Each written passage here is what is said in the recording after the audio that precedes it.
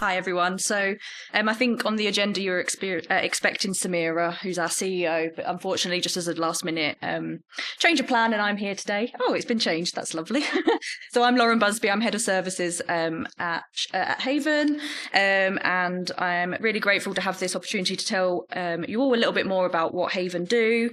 But firstly, I want to thank Amity for choosing us as the charity to benefit from the ticket proceeds today and inviting us to speak about the work we do.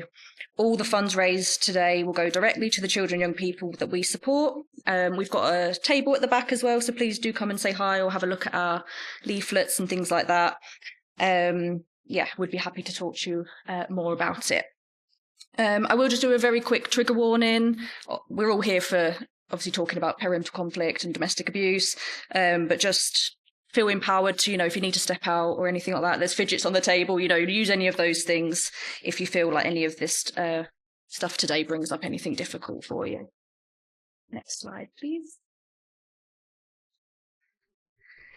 So a little bit about Haven. So we're an independent charity and we provide specialist services in Sheffield for children and young people aged 0 to 25 affected by domestic abuse. So a bit about our history. Haven House was established in 1975 as a refuge supporting women and children affected by domestic abuse. And in April 2014, when the refuges merged to become a single organisation, Haven's trustees took the decision to continue independently, develop our services and expand our reach to all the children across the city.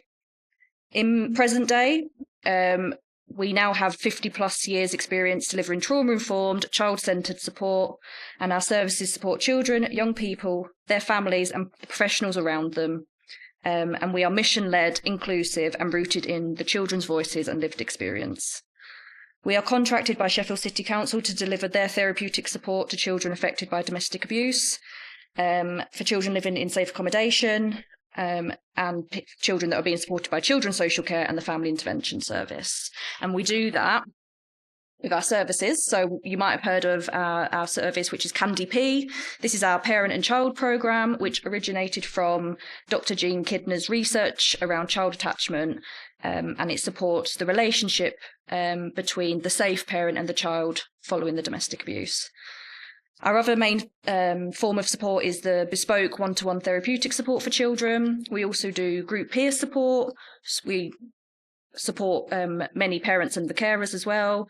We have a specific project called the ECHO project, which we're involved with, which aims to empower children who are domestic abuse survivors in Sheffield to shape policies, services and create meaningful change through co-production and support. And also we try and put on as many positive activities and extra wellbeing support so that children can have fun and create positive memories with their families as well. Next slide, please. So just quickly, our aims. We aim to ensure children and young people affected by domestic abuse feel safe, supported and empowered. We aim to provide early intervention and recovery-focused support that reduces the short and long-term impact of trauma. And we aim to centre children's voices, experiences and choices in everything that we do. Next slide.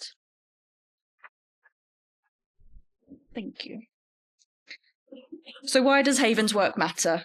So every child that we support has experienced domestic abuse. Many are still living with the abuse or enduring ongoing harmful contact.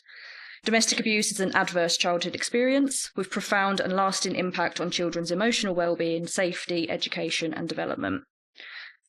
And I'm sure most of us know that the Domestic Abuse Act in 2021 states that a child is now considered a victim of domestic abuse if they witness, hear or experience abuse, or if they're related to the victim or the abuser.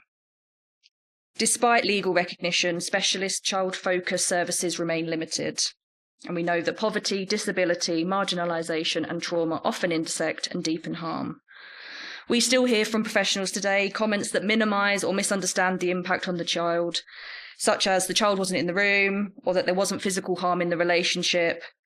And since the Act in 2021, there has been no policy guidance or statutory funding for children as victims, unless they're in safe accommodation, but this only represents a small number of the children. We are the only independent organisation in South Yorkshire that delivers this support directly to children affected by domestic abuse, and there's not many others in the country. And we believe that children affected by domestic abuse need and deserve the specialist, accessible, trauma-informed support, but unfortunately, too often it is not available. Next slide, please. So some statistics here. So it's believed that 1.5 million children nationally and an estimated 26,000 children in Sheffield are living with the impact of domestic abuse. This translates as around 1 in 5 children. So you can imagine what that's like in a classroom. Women's Aid reports that actually the number might be close to 1.8 million, and they've said that this is the population of Birmingham and Leeds combined. Haven supports 300 children a year, so we obviously only work with a small number. But what these figures tell us is that if you're working with children, then it's very likely that you will come across a child who has experienced domestic abuse, and we need to be aware of that. 62% of children exposed to domestic abuse are also directly harmed, whether that's physically, emotionally, or through neglect. And the reality is children do die because of domestic abuse at the hands of perpetrators, so there is a real risk.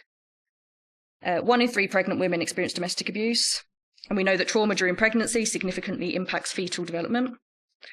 And on average, 1 woman is killed by an abusive partner or ex every 5 days in England and Wales. Some of these victims will be parents of children, so the impact is even across that. Next slide, please. So these are just some of the ways that we know that domestic abuse impacts children. Children, especially young children, are dependent on caregivers, and this can put them at increased risk. Children often experience conflicting feelings about the safe parent, the abusive parent, their siblings, and their family as a whole. And children affected by domestic abuse face multiple losses. So whether that's that they have to move schools, they're moving home, they're leaving behind their belongings, pets, friends, clubs, hobbies, all of those things. Parental imprisonment, living in care, it's a big scale of losses that they might experience. And I like to mention Luke and Ryan Hart. They wrote a book called Remembered Forever. And Luke and Ryan are child survivors of coercive control perpetrated by their dad, which sadly resulted in the murder of their mum and sister. In their book, they reflect on their experiences as children, and they say that we never thought he was dangerous. We thought he was a nasty person, but we never thought he was dangerous. But that's because we as children didn't understand that control is at the root of domestic abuse. Children don't always recognise the risks, but we as professionals can help them identify that and support them through that. Next slide, please. So like I've touched upon, our work is underpinned by a trauma-informed approach, driven by values of equality and diversity. What it means is that we're child-centred, our support is bespoke, it's voluntary, so it's up to the children, we get their consent. We advocate for the Safe and Together model, where perpetrators are held to account for their behaviours and that victims are partnered with and supported. And we reframe the question of what's wrong with you to what's happened to you and what do you need. Next slide, please. And this is our trauma-informed statement, just alongside the 6 principles. I won't read it all, but at Haven we understand that many people experience trauma, that everyone's experiences are different, and that trauma can impact people in many ways. We've recently been recognised by One Small Thing and have been accredited a silver quality mark. And this recognises that our trauma-informed approach is embedded throughout the whole organisation, from leadership to policies, across the team, and also, of course, with the families that we work with. Next slide, please. So how does our support make a difference? So we see an improvement in children's emotional well-being, confidence and self-worth, and that they feel more physically and psychologically safe. We help children understand domestic abuse, their emotions, and plan for the future. We strengthen the parent-child relationship and support recovery together. We reduce barriers to education, engagement, and positive relationships. We equip professionals with the skills to better recognise and respond to domestic abuse, and we ensure inclusive access for children facing additional barriers. Our work helps children recover from domestic abuse while building the skills, resilience, and confidence they need to thrive. Next slide, please. So a little bit about our impact. So in 2024 to 2025, we supported 601 beneficiaries, and there's some on the right-hand side some some data. So 86% of the children and young people that we supported felt more confident, 85% felt proud of themselves, 84% knew about how to stay safe, and 86% knew more about where to get help if they needed it. 79% knew more about respectful relationships, and 60% felt that Haven services had a positive impact on school. So considering some of the children that we work with will be still very much living within the domestic abuse, like they might be living in the home, or that domestic abuse is ongoing, there's some really amazing statistics. And every child that we work with gets a bespoke, child-friendly safety plan using our toolkit, which we've got at the back if you want to take a look. And we offer training on this, and it's got a facilitator's guide to go with it, so that you could also do this with any children that you feel need it. Next slide, please. So wrapping up now, we're just going to end on some quotes and feedback from children that have used our service. So, there's some quotes here about Haven allows you to be in control, gives you choices, makes the sessions based around you. Often we hear that children would like to have more sessions because for the bespoke one-to-one support, they get 6 to 10 sessions. So children often feel like they would like more. And that, they get a space to talk about their worries and that things take time. Next slide, please. And then we've just got some quotes written by some young people. So the first one was a 15-year-old girl, I believe, said, "I'm sad these lovely sessions are coming to an end. I've really enjoyed it, and they've made me feel not only better about myself, but also gave me a reason to enjoy life. I've seen the darkest side of the world and was always afraid of opening up, and I never felt like I could tell anyone, but you came in and allowed me to talk at my own pace." Another young person that was accessing our Echo group said, "The group has helped my mental health. I get out more, I talk to people more, I have an understanding of other people, and Wednesday, the day of the group, is my favourite day of the week."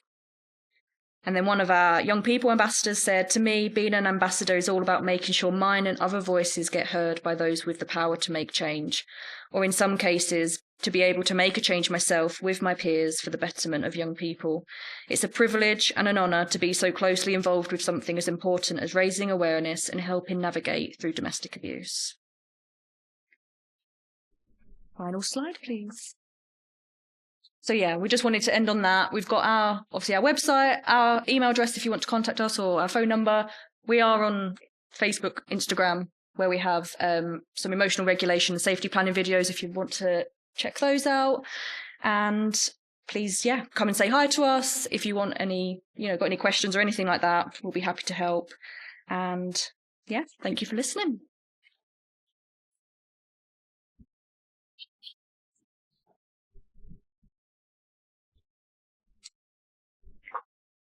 Thank you, Lauren. I mean, that was nothing short of powerful and incredible. That the work you do is amazing. And thank you to you and your team for sharing those powerful insights today. Some of those stats were particularly upsetting, but also then in terms of the positive work that you do, the impact, the clear impact that you're having. Thank you. We would just like to take this opportunity to thank everyone here today that paid for their ticket, because your donation will go directly to the children that are supported by Haven. And I know that they have some wonderful plans. They've already told us they've got some wonderful plans as to how they will spend the money that you donated to bring some joy to the children that Haven so brilliantly support. Thank you.